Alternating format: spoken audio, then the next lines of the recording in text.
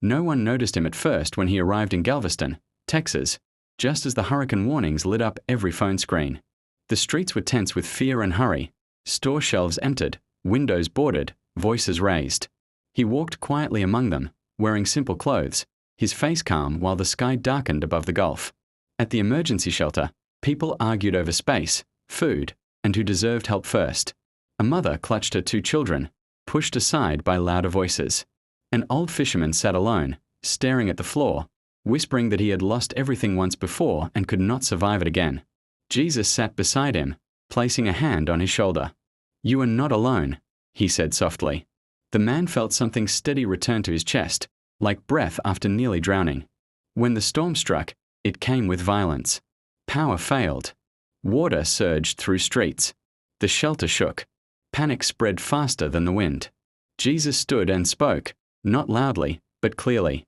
"Help one another." Something in his voice cut through fear. People who moments earlier had been shouting now lifted children, shared blankets, and held doors against the flood together. Outside, a rescue crew struggled as their boat stalled in rising water. Waves slammed against abandoned cars. Jesus stepped into the storm, rain soaking him instantly. A rescuer yelled for him to turn back, but he kept walking.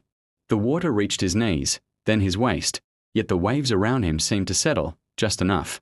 The engine restarted. The boat moved. Lives were saved.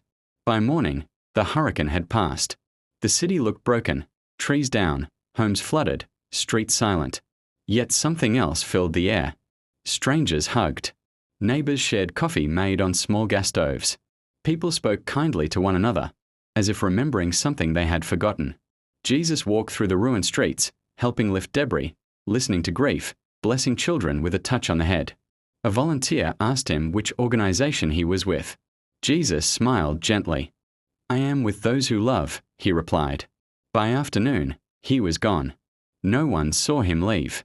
But weeks later, people still talked about the calm that came during the storm. The fisherman began helping rebuild homes. The mother started a food kitchen. The rescue crew said the waves had obeyed something unseen. And in Galveston, long after the water receded, many believed this. America had not been saved by strength or power that night, but by compassion walking quietly through the storm.